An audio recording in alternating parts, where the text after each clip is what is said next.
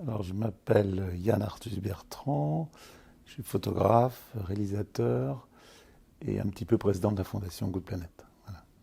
Pourquoi j'ai choisi l'image? Alors, j'ai choisi l'image d'abord parce que quand je suis parti faire une étude sur les lions quand j'avais 30 ans au Kenya et que j'avais zéro diplôme et que je décidais, je rêvais de devenir scientifique, j'avais demandé à mon directeur de thèse l'autorisation de faire cette étude en photo parce que je suis très mauvais en orthographe et j'avais l'impression que c'était plus ce que j'avais. Je faisais un petit peu de photos, mais très peu. Ma femme écrivait, donc elle faisait le gros du boulot, et moi je faisais les photos toute la journée. Et je pense que pour expliquer la vie des lions, une photo quelquefois parle beaucoup mieux que tu vois, expliquer une chasse, expliquer voilà. Et la photo était indispensable. Et c'est la première fois, je pense, qu'il avait autorisé de faire une étude scientifique, en tout cas animalière, avec des photos. Je n'ai pas soutenu la thèse, mais voilà, on a fait le livre et donc ça suffisait. Et c'est comme ça que je suis devenu photographe. Et quand je suis rentré en France, que les enfants devaient aller à l'école et que voilà, j'ai une vie un peu plus parisienne, j'ai décidé de devenir photographe et non pas scientifique. Ma femme est partie faire une thèse de lettres et moi je suis resté photographe. Je suis écolo depuis que j'ai 20 ans, en fin de compte ça me passionne. Et donc j'ai vraiment voulu, à travers mon métier, que j'aimais bien, dont je me sentais à l'aise. C'est important de savoir pourquoi on est fait quelque part. Et j'étais fait pour faire de la photo et de l'image, je pense. Et donc, et mes convictions profondes, mon envie de convaincre passait donc par l'image. Après, ça a été la fameuse histoire de la Terre vue du ciel qui a changé ma vie complètement parce que d'abord, j'ai découvert énormément de choses. J'ai beaucoup appris, quoi, des choses qu'on ne m'avait jamais appris quelque part sur ce qu'était le monde, en fin de compte.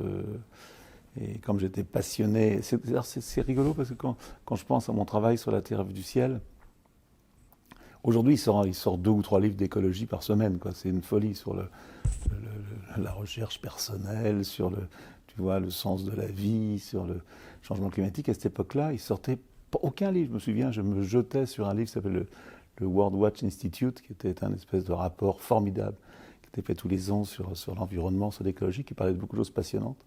Et j'apprenais sur le terrain, en survolant, en voyant des scientifiques, en parlant des ONG, en découvrant moi-même la réalité. Et c'est un travail qui a vraiment changé ma vie. Et je suis vraiment devenu activiste. Il faut dire qu'à cette époque-là, il faut imaginer que c'est assez curieux, c'est qu'on ne parlait pas de changement climatique. Le changement climatique, c'est arrivé avec le film d'Al Gore. Je me souviens quand j'ai fait La Terre vue du ciel, et qu'on a exposé les photos rue de Médicis, aucun musée ne voulait de nos photos, donc on a inventé les expos dans la rue. Jamais personne ne m'a parlé d'hélicoptères et d'énergie fossile. Jamais, pas un mot. C'est assez étonnant de demander même. Euh, et c'est vraiment en 2003, 2004 ou 2005, quand le film d'Al Gore est arrivé, puis on a commencé à parler, que c'est devenu vraiment un enjeu mondial, comment stopper cette croissance et ce changement climatique. Et voilà, et donc, et après j'ai fait de la télévision j'ai fait de la vidéo j'ai fait des films. Et sans doute qu'en regardant le film d'Al Gore, je me souviens très bien, je me suis dit, faire un film c'est important parce que tu regardes avec beaucoup de gens, ça parle à beaucoup de gens à la fois, et donc comme ça j'ai envie de faire de l'image. Aujourd'hui je pense il y en a trop, quoi, il y en a trop. Je me suis aperçu, je pense que le film qu'on a fait sur Legacy, par exemple, je ne pense pas qu'on en refera un autre pareil comme ça demain. Parce que on a tout dit, on a tout fait, après tout le monde refait un peu la même chose. Il faut trouver une nouvelle écriture. C'est pas facile. Voilà. Devant, est-ce que ce monde d'après, je vais le vivre? C'est-à-dire, est-ce que moi, je vais vivre euh, ce monde épouvantable qu'on nous donne, qu'on nous prévoit pour 2050, 2040, sans doute pas. J'ai 75 ans, tu vois, dans 25 ans, j'en aurai une centaine. Et c'est à ce moment-là que ça va commencer à déconner. Donc je ne sais pas bien ce qui va se passer, mais en même temps, je pense qu'on est dans une espèce. Il n'y a pas d'autre moyen aujourd'hui de ma façon de travailler que d'essayer de convaincre et d'essayer de faire bouger les choses. Maintenant, j'ai bien compris, et ça, c'est on est complètement accro à la croissance. Et on ne peut pas vivre sans croissance, c'est pas possible. C'est très bien d'avoir des manifestations sur le climat et de râler contre Total, contre tout, mais malheureusement, notre vie à tous aujourd'hui dépend des énergies fossiles, complètement. Sans énergie fossile, il n'y a plus de croissance. Sans croissance, qui c'est qui paye les écoles, qui c'est qui paye les hôpitaux, qui paye les fonctionnaires. Donc c'est un monde entier qui s'écroule. Donc on est dans une contradiction totale en essayant de... La réalité fait qu'on ne peut pas arrêter cette croissance. Donc ces changements de civilisation, je ne sais pas comment le prendre, je ne sais pas par quel bout le prendre, je ne sais même pas comment faire. Je pense que c'est une espèce de prise de conscience mondiale qu'il doit y avoir de tout le monde, tu vois. Et ce que j'explique dans Legacy, quoi. On explique, moi j'ai toujours cru au COP, à ces choses-là, mais j'ai l'impression qu'aujourd'hui ça ne sert à rien tout ça, puisqu'on est prisonnier d'un système dont on dépend tous. Toi tu vis, je ne sais pas quel est ton métier, ce que tu fais, comment tu vis, mais on vit de la croissance tous. Et sans croissance, le monde s'arrête. Et personne n'a envie que les hôpitaux ferment, qu'on paye les hôpitaux, que les écoles soient payantes. Personne n'a envie de ça. C'est la croissance. Et donc le Graal absolu pour tout gouvernement, c'est de la croissance. Et cette croissance est en contradiction totale avec ce qu'on devrait faire pour lutter contre le changement climatique. Quand Jean Covici dit très bien, il suffit simplement de consommer 5% de moins d'énergie fossile, c'est basique, c'est simple, en fin de compte, on n'a qu'à décider de le faire. Mais c'est impossible à faire, c'est impossible. Voilà, puisqu'on est tous prisonniers du pouvoir d'achat et des emplois. C'est le Graal absolu. Donc je suis très sceptique sur notre façon de changer notre civilisation. Je pense que c'est par ce que j'essaye de faire, d'expliquer à tout le monde qu'il n'y a pas d'un côté les méchants et de l'autre côté les gentils. On est tous prisonniers au système, quoi. Tous les manifestants qui gueulent dans la rue, et c'est mes amis, hein, je les aime, mais l'école gratuite de laquelle ils sortent provient de la croissance. Toi, c'est compliqué tout ça. Et donc, comment s'en sortir je pense qu'on a tous un rôle à jouer ici, qu'on soit architecte, avocat, homme politique, industriel ou boulanger. On devrait tous avoir cette espèce d'obsession, comment je peux moi-même changer le monde dans lequel je vis, si je crois un petit peu à ce que disent les scientifiques. Mais je suis sceptique sur ce truc-là. Je suis sceptique parce que je m'aperçois que l'effort est trop compliqué. On voit bien que le Covid, comment ça se passe, quoi. Voilà. Mais je suis pas pessimiste, hein. J'accepte ça parce que j'en fais partie moi aussi. Je suis pas mieux que les autres, loin de là. Ouais, mais tu sais, moi j'ai des très bons amis, une bande de 4-5 copains, des vieux copains. Et moi je mange pas de foie gras, par exemple. Même avant d'être végétarien, je mangeais pas de foie gras. Et je me suis aperçu que mes amis intimes, ceux que je vois tout le temps, avec qui je parle en permanence, au moment du réveillon, ils m'envoyaient faire des courses à 7h du soir pour pouvoir manger leur foie gras tranquillement avant le réveillon. Donc ça veut dire que si j'arrive pas à convaincre mes amis intimes, comment je vais arriver à convaincre les autres, tu vois? Il faut que ça te tombe dessus, que ça rentre dans ta conscience, et c'est pas quelque chose de... Et moi, par exemple, tu vois, depuis l'an 2000, je disais qu'il fallait arrêter de manger de la viande. D'abord pour la souffrance animale, en partie d'abord, la façon dont le non-respect des animaux, en plus pour le problème, bien sûr, de changement climatique. Et en fin de compte, il m'a fallu que j'attende 2012 pour voir un film qui s'appelle Alma, que j'ai vu à Rio au moment de la conférence de Rio, pour me dire à ce moment-là, tiens, d'un seul coup ça tombe dessus, je veux devenir végétarien. Alors j'avais envie, mais je n'avais pas fait le pas. Et là je l'ai fait. Et c'est curieux, c'est que j'ai mon assistant qui était avec moi, qui travaillait avec moi à ce moment-là, qui est devenu végétarien en même temps, le même jour que moi, en regardant le même film, et on se l'est dit un an après sans le savoir. Comme quoi, il y a des choses comme ça qui arrivent d'un seul coup, qui te font changer, et voilà, comment faire, j'en sais rien. Mais moi j'ai 75 ans, je suis quelqu'un qui a profité de ce monde, et j'ai rien à dire. Que dire pardon aux générations futures? Mais les jeunes qui ont 20 ans aujourd'hui, s'ils veulent croire ce qu'ils disent, ce qu'ils lisent sur le monde de demain, je comprends qu'il y ait une vraie colère et une vraie envie d'action. Et je même m'étonnant qu'il n'y ait pas plus d'action quelque part, qu'il n'y ait pas plus de colère. Oui, mais il faut voir la vérité là en face. Qu'est-ce que c'est que ces éco-villages? Ça représente quoi? Qu'est-ce que ça représente, ces éco-villages, dans le nombre de gens qui vivent aujourd'hui? C'est zéro, c'est rien. Voilà, c'est les gens qui veulent ce minimalisme, ces gens qui veulent vivre mieux avec moins, et bien sûr qu'ils ont raison. Et je pense que le Covid nous a tous fait réfléchir. Mais est-ce qui a vraiment envie de ça? Qui le fait vraiment? Il y en a de plus en plus. Hein. Oui, il y en a de plus en plus. Mais je n'ai pas l'impression qu'on ait beaucoup quand même. Tu sais, sur le végétarisme, il y en a de plus en plus, certainement. Mais je ne sais pas quelle est la proportion des Français qui sont végétariens, vous le savez, peut-être vous, non? Ils disent 3%, mais je pense que c'est beaucoup plus. Surtout depuis 214 qui agit beaucoup. Oui, mais bon, mettons 5%. Voilà. C'est quand même, c'est epsilon, c'est pas grand-chose quand même. On est quand même dans un monde... Et regarde, tu as la marche pour le climat, hein, la semaine dernière. Alors les chiffres, 12 000 à Paris, 30 000, 40 000.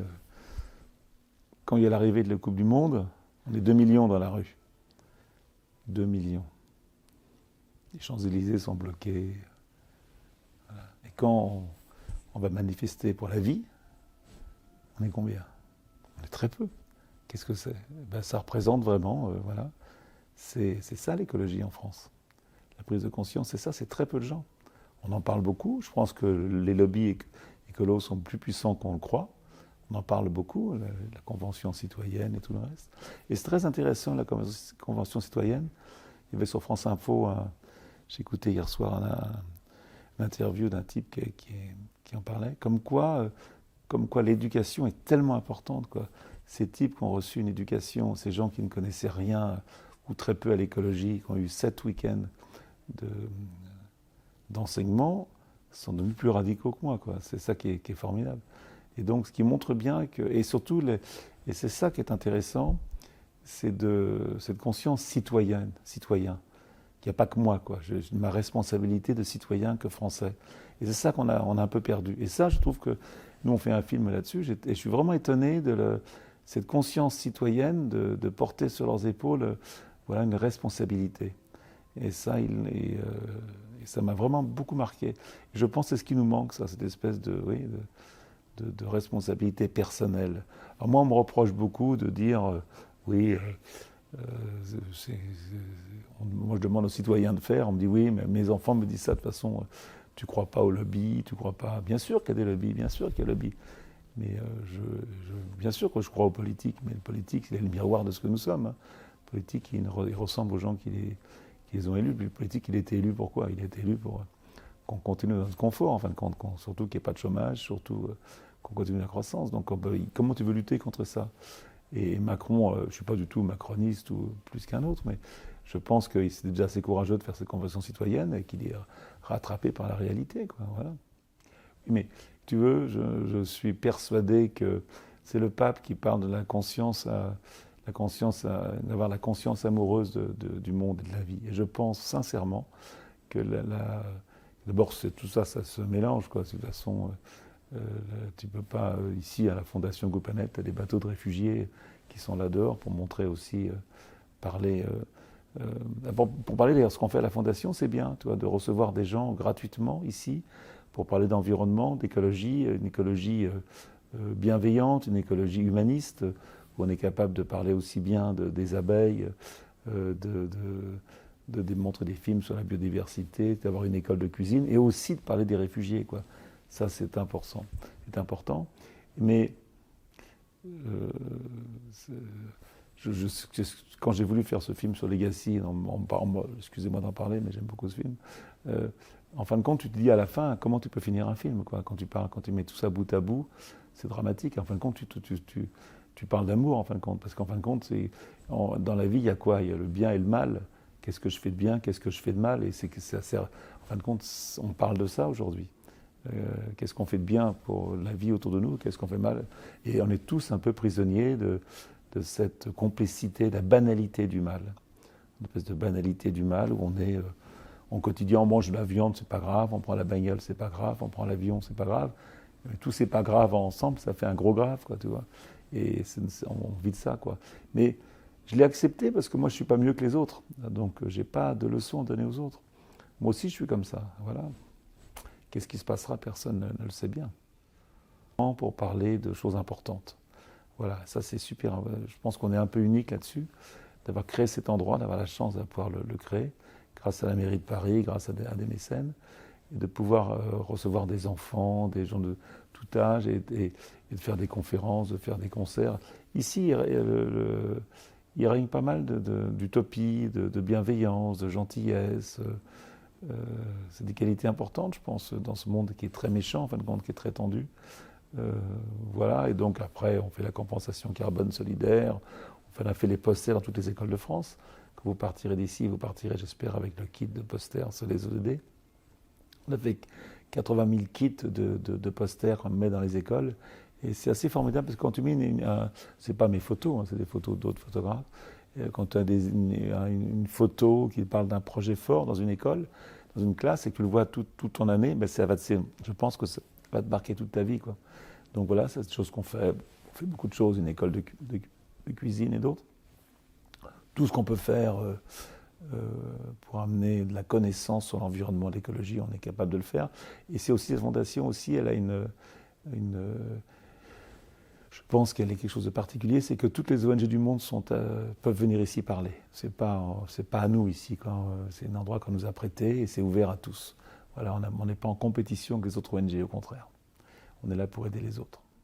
D'abord, un changement, le mien.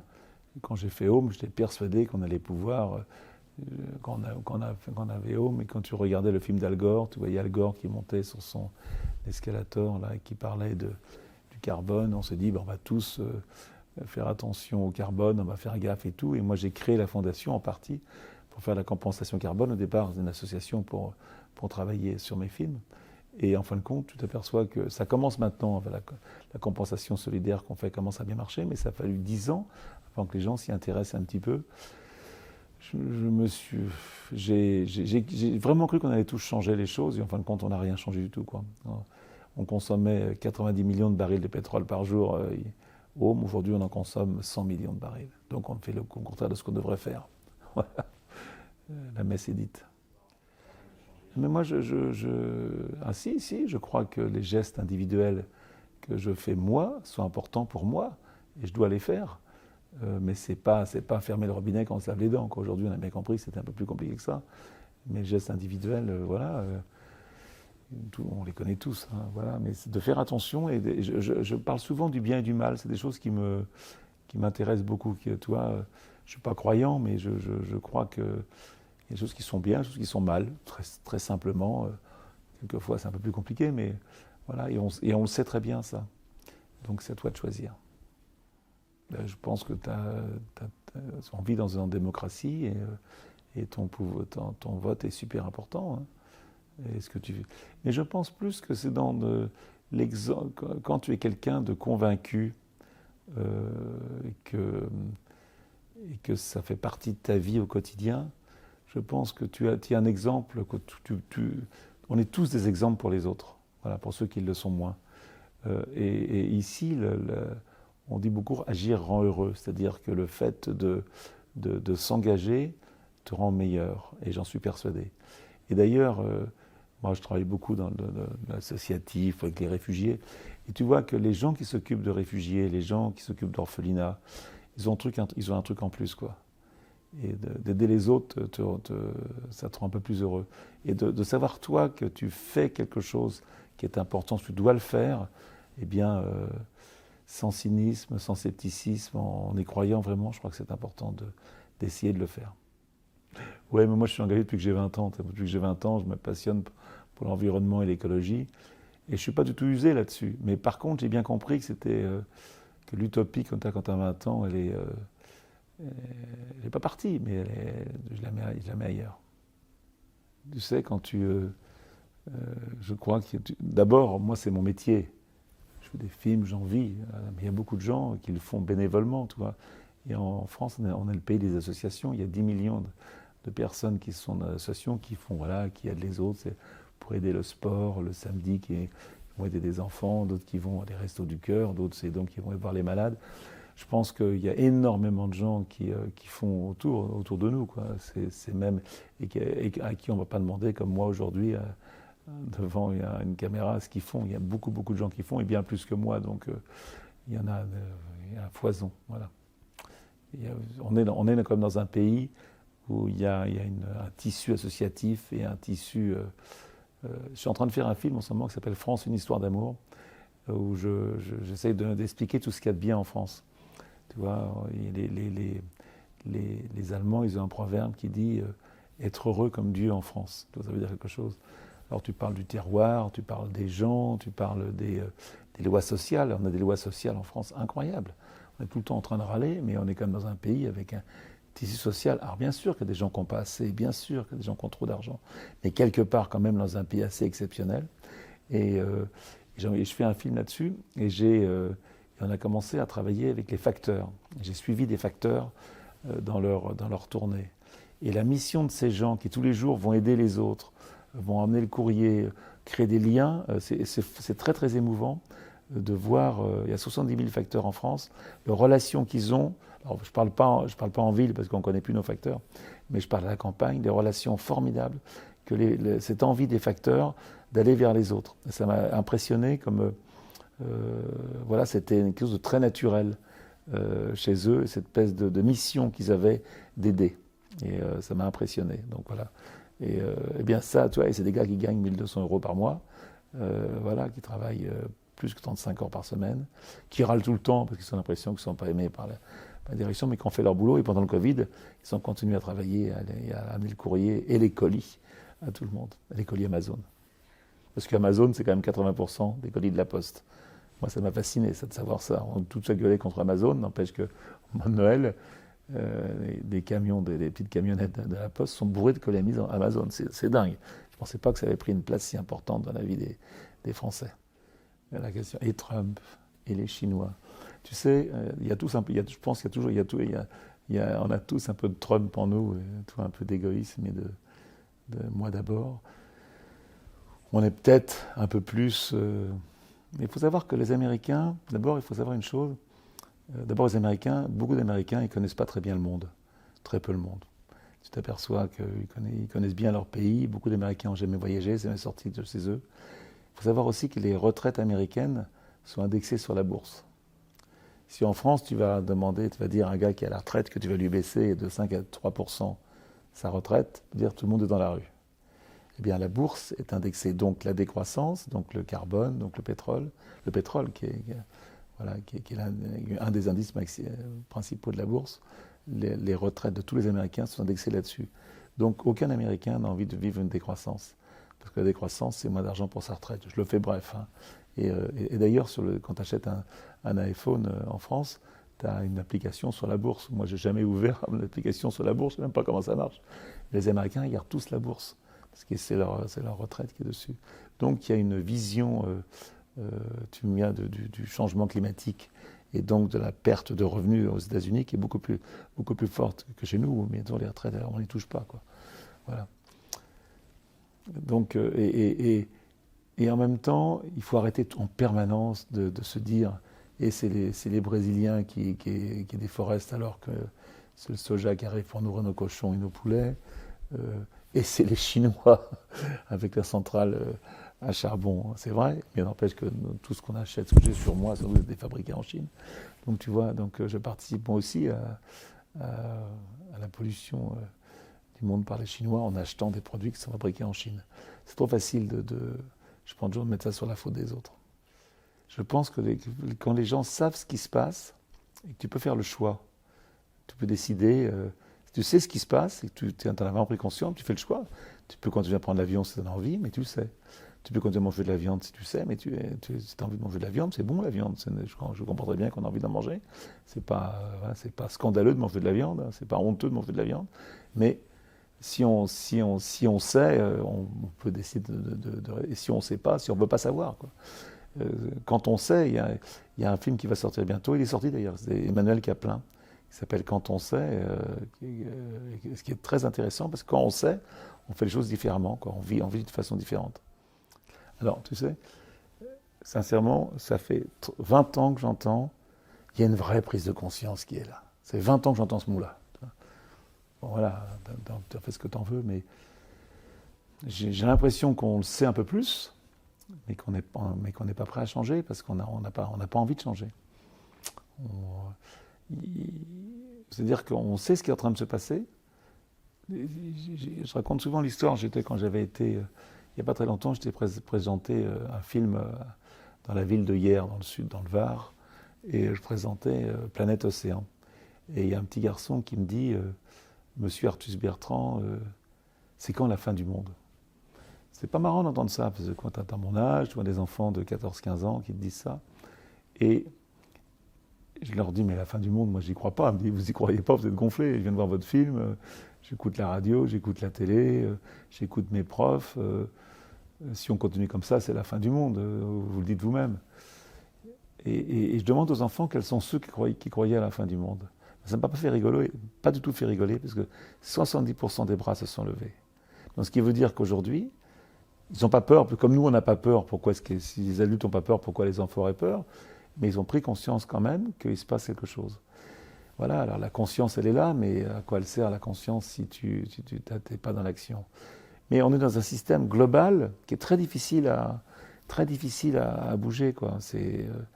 Et ça bougera, c'est toute la base bouge, quoi. Si tu veux, on expliquait tout à l'heure l'histoire de 2 millions de personnes dans la rue. Quand on sera 2 millions de personnes contre le changement climatique, ça veut dire qu'on sera tous convaincus et les politiques seront avec nous. Mais aujourd'hui, on n'est pas 2 millions, on est 12 000. C'est grotesque. Alors que tout le monde est au courant de ce qui est en train de se passer. L'utopie, c'est de réussir sa vie d'homme, hein. C'est un peu plus compliqué. Réussir sa vie professionnelle, c'est facile, mais réussir sa vie d'homme, d'être un bon grand-père, un bon mari, un bon président de fondation, un bon interviewé, de faire bien, avec sincérité, c'est plus difficile, quoi. Voilà. Et je dis souvent, je le répète, désolé, mais je dis souvent, je me souviens d'avoir interrogé une femme à Madagascar qui en posait des questions sur le sens de la vie, tu vois, et on lui demandait quel était votre plus grand rêve. Et c'est ce qu'on appelle les agriculteurs de subsistance, les gens qui ne vendent rien, qui travaillent tous les jours là, à la main la terre pour se nourrir, comme le sacrifice quotidien, tu vois, pour nourrir leur famille. Des gens qui font beaucoup d'enfants pour avoir des bras pour travailler.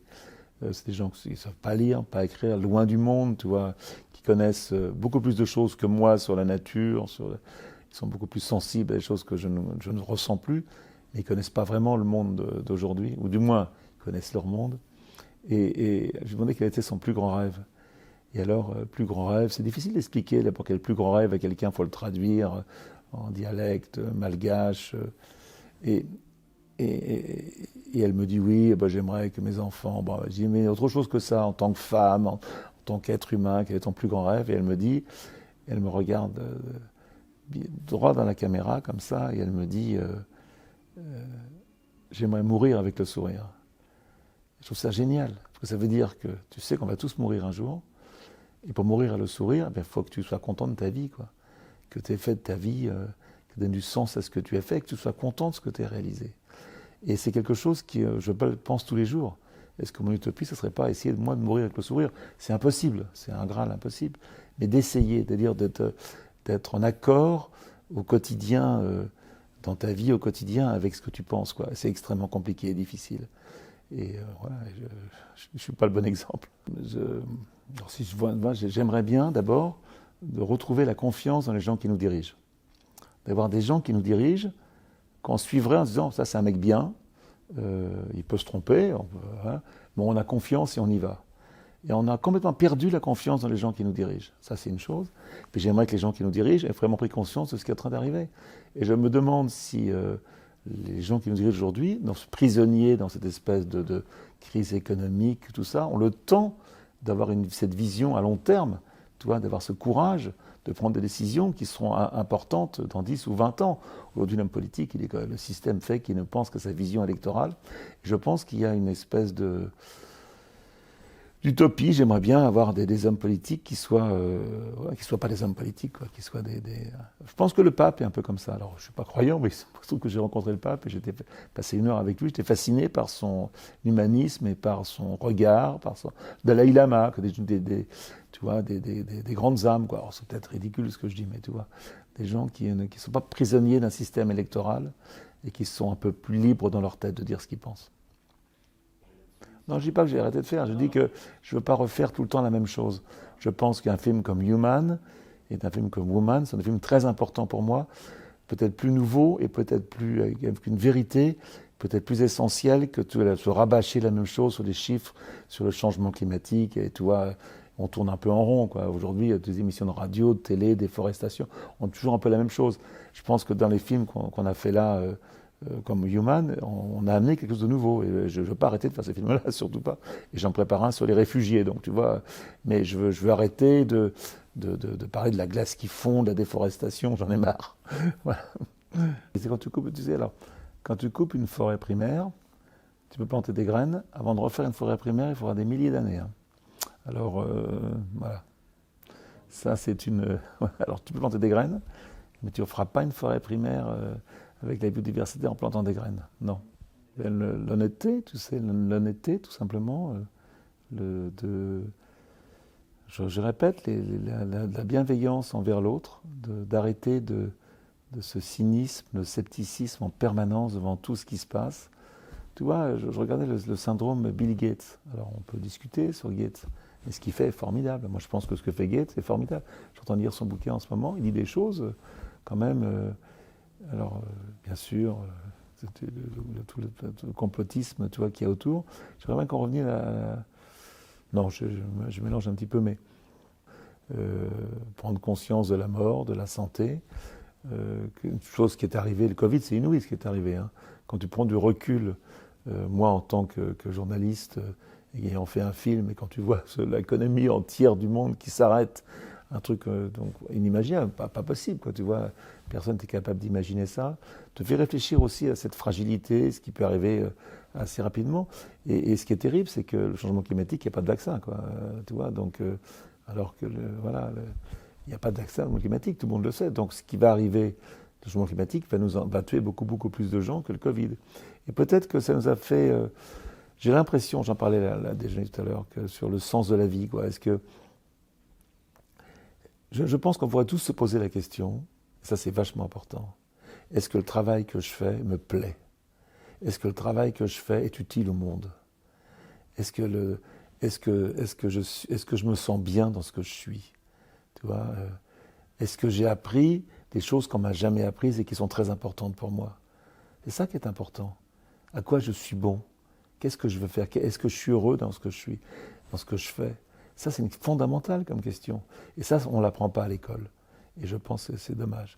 Et de savoir que, on apprend à l'école, mais on ne l'apprend pas aussi chez toi, dans ta famille, parce qu'il n'y a pas que l'école, il y a aussi tes parents qui sont tes exemples, qui du matin au soir t'apprennent des choses et qui ont été formatés. Et je pense que tes parents sont aussi importants dans ton éducation que tes profs, c'est pas plus. Ben, ces valeurs-là, ces valeurs d'honnêteté, ces valeurs de morale, d'éthique, je pense que c'est des valeurs qu'on n'apprend pas assez à l'école, qu'on ne met pas assez en avant. Voilà, et ça, c'est quelque chose, j'y pense profondément. Maintenant, le monde tel qu'il est, on va certainement vivre des moments très difficiles.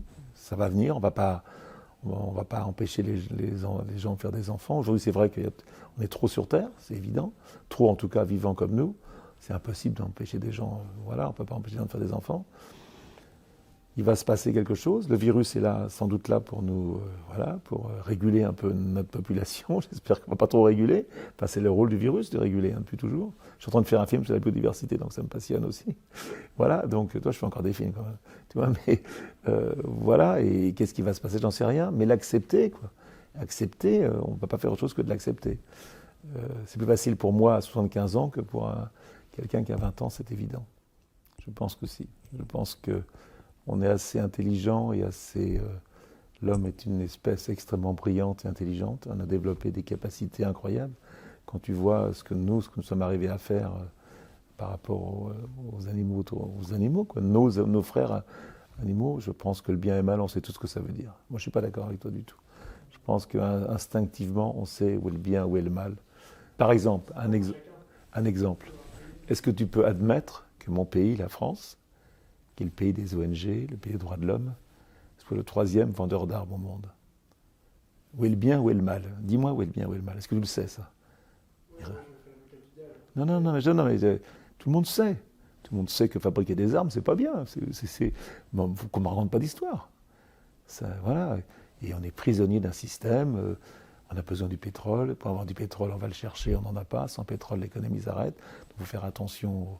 Voilà. Et c'est pour ça que la France fournit des armes à l'Arabie Saoudite qui va bombarder le Yémen.